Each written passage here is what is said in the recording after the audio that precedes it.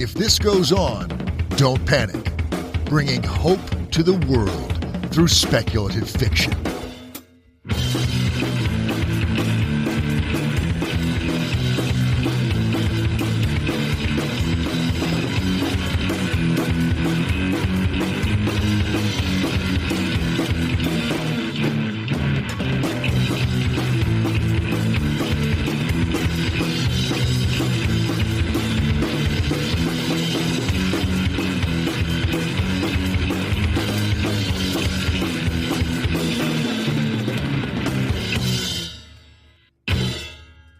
All right, today I would like to welcome Oghenechovwe Donald Ekpeki to our latest column of Publishing in Africa. Today we will be discussing Volume 3 of the year's Best African Speculative Fiction, the 2024 WorldCon, and an African bid for a WorldCon. Oghenechovwe, welcome. Thanks for coming. Thank you. Absolutely. So I want to start by chatting with you about the Best African Speculative Fiction, Volume 3, that you have coming out fairly soon. Yeah. When you work with a co-editor, like what's the workflow like? How do you split the work? Well, it's usually about perspective, we're all attuned to stories in different ways. So I pick people that have different perspectives, Eugene is African Australian. Milton Davis is African American, and African. Mm-hmm. So we have different perspectives, we have different takes, we have different approaches to story. So we sort of have our areas of expertise, and we try to combine that to create the entire mosaic of the work. Yeah, that's essentially the idea. I've been publishing African writers for a while, so I have a finger on the pulse of the works. Some of the stories I selected last year in the year's best. Incidentally, I also selected and published as originals. They won the Kane Prize, which is the biggest literary award for Africans. That was the story by Mami Bugomadien. It's also one of the stories that was highly appreciated in the year's best. That's essentially how it works. I have my team, they have their team. We try not to override each other on our thing and merge expertise to create, the complete product. Yeah. So you get a pile of stories. Do you each read all of the stories, or? Yes, we do. Oh, okay. That's cool. And then do you vote, or how do you decide? Yeah, we vote. They have their favorites. Everybody has their favorites, and then of course there are usually too many. We try and sync up and find the common things we want to pick. But every so once in a while, as it happens, I'll tell you in my co-editing, not just with the year's best, even with original products, there are certain stories that stand out to particular editors that the others just may not feel that strongly about. So, it's usually a thing where, you have to work it out, and the interested editor might have to go with their gut if they feel like this is the thing, Yeah. So that happens. Sometimes you have to stick out for a story and say, this story is it, even though someone else may not see it. Right. That's cool.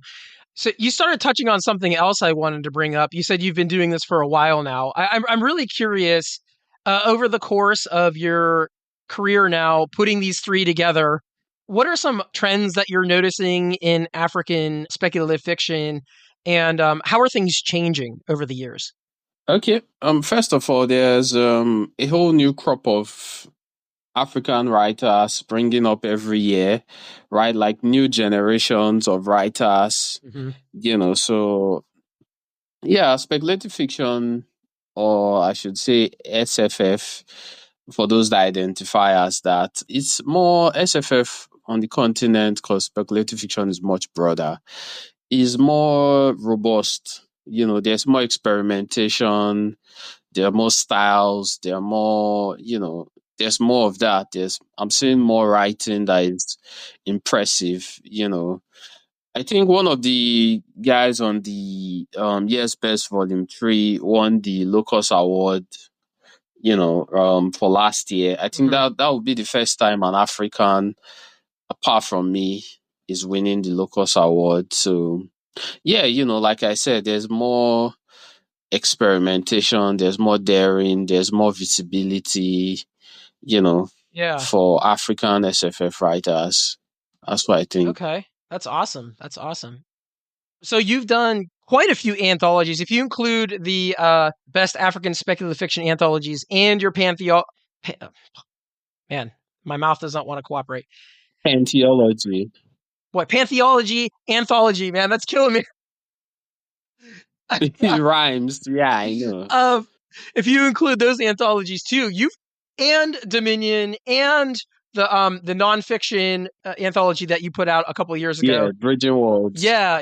You've done quite a few. Yeah, you remember that. You've been keeping up. Absolutely. I've read all of them up to this point, except for I have not read Best Year 2, and now I'm going to have to read Best of Years 3, but I'm caught up on everything else, I think. I've actually done a bunch, even if I say so myself. You've done a ton. I'm wondering what, and I might add, you've done a ton in a very short period of time too, because you've only been doing this for 4 years, maybe. Yes, something exactly. like that, right? 2020. Yeah, that's what I thought. Okay. What have you learned about editing and putting together anthologies in the last 4 years? I don't know. What have I learned? I don't know. Too much to put into words, right? I haven't really stopped to think about it. I've been too busy doing it to learn, or to note what I've learned.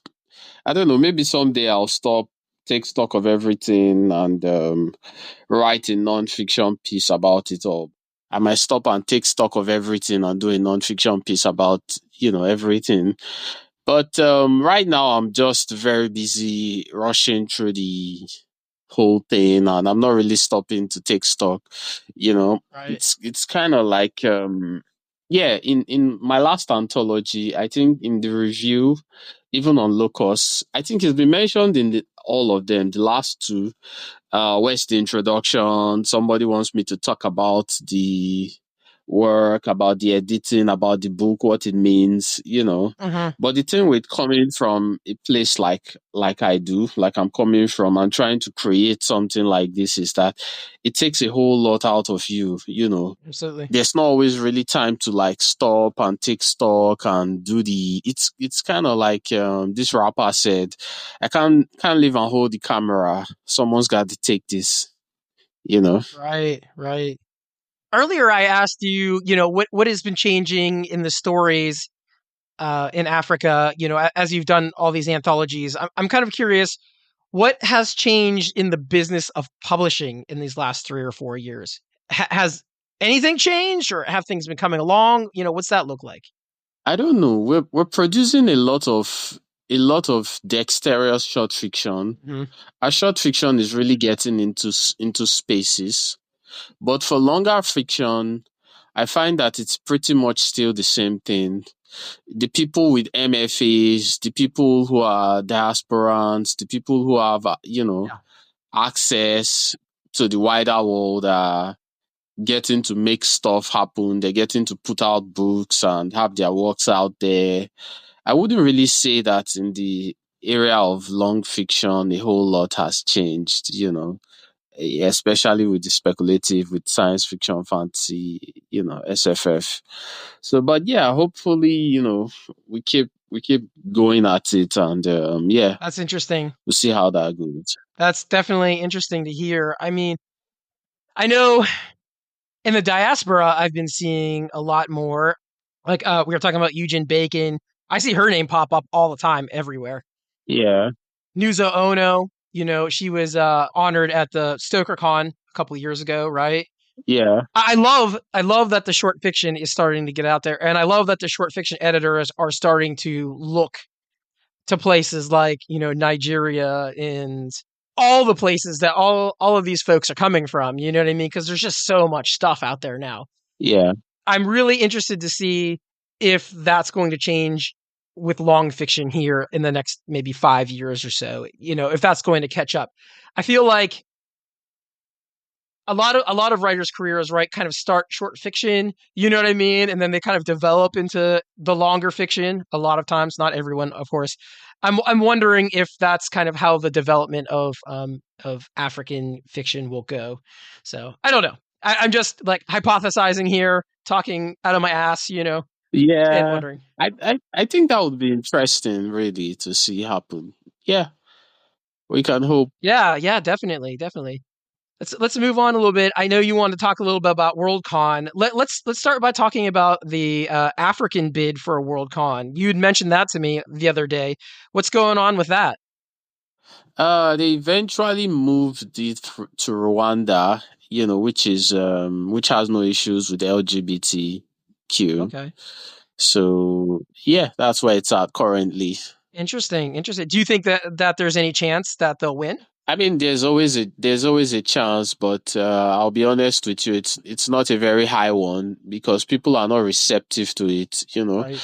When they made the post about the change of venues to Rwanda, I went on File 770 and I saw the comments. The comments were downright, they weren't very very nice. It's Right. it's people have this view of Africa that is very very not I always say it all the time that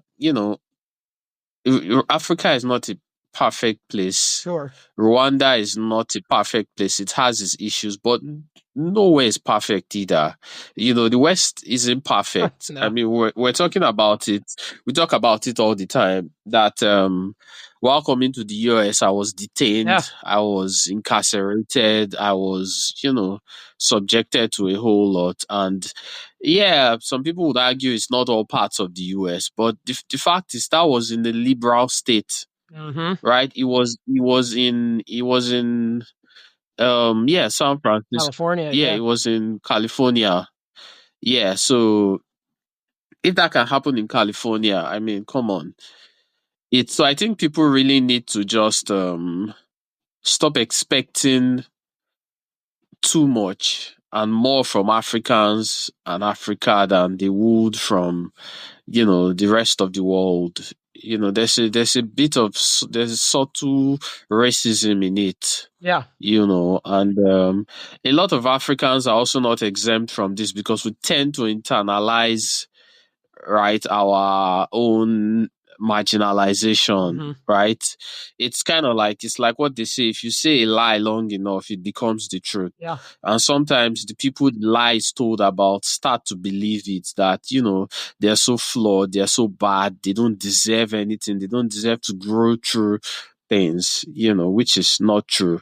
I think that we deserve a chance to have a WorldCon. We deserve as much as anywhere else, as much as most places in the US. Yeah. So that's what I think. But as for winning, that's a whole nother thing because, like I said, people don't cut us the slack. They cut, the rest of the world, especially the West. They don't give us that slack.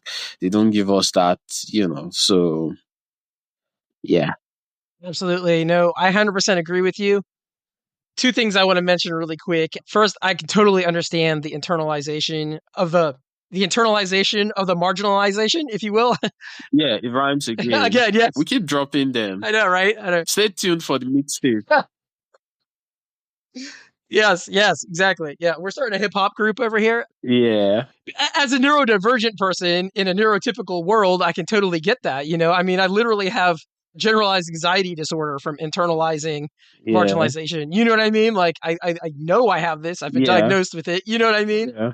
So in I can only imagine, because I can pass most of the time, so I can only imagine how more marginalized people are, and how their health and mental health is affected by that. So I want to say that first. I can completely understand that. And secondly, it's funny because we were talking before we started the podcast, and I think that, Americans, at least I can speak for Americans anyway, but this probably goes for most of the West, frankly. We have this old school view of Africa where, it's like, oh, what was it like in 1880? Oh, it's probably still the same way. You know what I mean? Like, obviously, Yeah, if you stop and think about it for 10 minutes, that doesn't make any sense. You know what I mean? Like, how could that even possibly be true? yeah, an actress came to was it Kenya or one of the African countries recently, and she made a video all surprised that there was a mall. You know, yeah, Right? I mean, come on, man. Like, really? You know, that's how detached people are, I think. And I know, and again, I can only speak for Americans, being one, a lot of Americans don't travel and they have no curiosity of what's outside of the United States. I think, yeah, which is why we should have that WorldCon yeah, in Rwanda. Get a chance to come out, experience some danger, even if the stories are true. I mean, after all, we travel to the US all the time and experience all these things, incarceration, blah blah blah. yeah, yeah. It's fun. I can tell you. Should try it. I hope people are willing to expand their minds a little bit and think outside the box. You know what I mean? I mean, we are science fiction people. We are speculative fiction. We should be doing that Yeah, all the time. exactly. And you know how they say, as a writer, you have to live. That's where you get your stories from. So Right. Right. Absolutely. Well, let's talk about WorldCon 2024. How did that go for you? I mean, I'm hoping it was better than Chicago's WorldCon. And you didn't go to the one in China, did you? no, I didn't go. I was invited, but I couldn't sort out the visa issues. That was a Oh lot. yeah. Yeah, I'm sure. Yeah, no way it's easy for Africans, Yeah. Yeah. Asia or America. The visa hassles are always a lot. Yeah, I'm sure. I'm sure. The Chinese one was very politicized in the United States, so a lot of people I know chose not to go because of that. How was Scotland for you? Scotland was lovely. My family lives there, so yeah, I had a swell time seeing them. For some of them, for the first time in like a decade, Oh, that's awesome. some half a decade. That's awesome. That's awesome. So let's talk about the WorldCon itself. How was it? Did you enjoy the panels? Were they good? How did it compare to Chicago? Aside from the whole incarceration thing, how did it compare to Chicago? Yeah, Chicago was after actually when I left, then came back. Oh yeah, Chicago was mostly getting the visa. It was smoother for Glasgow. I just applied for my visa. I wasn't actually expecting to get it, but there was no hassle. It got approved like in record time Wow. and easily. Yeah.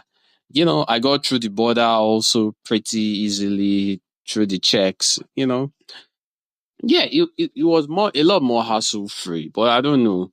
Chicon was my first WorldCon ever, so it kind of holds a special place. Yeah, yeah. Same Yeah. here. Same here. It was my first too. But Glasgow was lovely. It was lovely. It was, it's a beautiful place, and it was colorful, and there was music, and yeah, and family. Awesome. I liked it. Great, great. How were the panels? Were the panels pretty good? I know I was on a couple and I have thoughts, but I want to hear what you had to say. The panels were great, but I wasn't participating, so I was sort of looking in from the outside for everything. Ah, So yeah, but although I did have a reading, but I enjoyed it all the same. They were nice. They were cool. okay. Cool. It is nice to go to a conference sometimes and not be part of it and just be able to relax and go see what you want to see and hang out. We did present the African Speculative Fiction Society Nommo Awards there, which I was a presenter in. So there was that as well. Well, that's cool. I was watching that via social media, the updates and stuff. So that was cool. Did you appreciate everybody who won? I mean, were you excited about the winners? Yeah, of course I was. It was lovely. I think that was the first SFF award I won. That was Huh. in 2019. Yeah. Yeah, that was in 2019. Yeah, I was the first continental African, the first African-born Black writer to win it. Yeah. So yeah, Nomo, it holds a special place. It does a good job of positioning Africans, and African SFF to the world, to the rest of the world. Yeah. Absolutely. Absolutely. So we're talking about award winners here, and maybe you don't want to answer this question. So if you don't, that's okay. But I am curious what you thought about the Hugo winners this year. I didn't think anything about them. I didn't think about them. I mean, it's they were great. I think at that point, to even be a nominee, you have to be a great writer. So Right. yeah, they did their thing. Go Hugos, go writers. Yeah. Okay. I would have loved to see some African representation though, but it will happen. Yeah. Yeah. No, I understand. I understand. We always chat on the side about the Hugos every single year. I think this year we actually didn't chat too much about it. I think both of us were just kind of like, oh, okay, that happened. Yeah. I will say for me personally, I am hoping to see some more variation next year, especially in the novella category, which I know. I mean, so many people have said so many things about that. And actually, our audience should go and check out the thread that one of our former guests, Susan Palumbo, wrote about that. Very interesting, very thought provoking, specifically about the novellas and certain publishers, if you know what I'm saying, wink, wink. But I'll be interested to see what happens next year. Hopefully, I'll make it this next year. We'll see. I don't know. Yeah, with But this. that's my plan. I have one more unplanned question. So if you don't want to answer it, that's totally fine. But before we started recording, we were chatting about how you were going to do a conference. And I'm curious because I've just joined the board of a science fiction organization that runs a conference. What are some guidelines that we can follow to create a good, diverse set of panelists for our conference? I don't know about guidelines, more about mindset. I'll just say keep your eye on the people, on the people that you want, because a lot of the Mm-hmm. times, from what I've seen, people tend to fall through the cracks when this kind of conventions happen. People always just look at the big names. They always have their eye on certain names and they sort of Right. block out some of the people they should see, the people in the margins. So I would say, look for those people in the margins, keep your eye on the nooks and crannies and yeah, not just on the big splashy stuff. Awesome. Awesome. Nope, I appreciate that, and I will use that advice moving forward. Yeah. Well, thank you so much for coming on. I appreciate your continued interest in doing this column for the podcast. It's always interesting to hear what you have to say, and yeah, I really appreciate it. Thank you.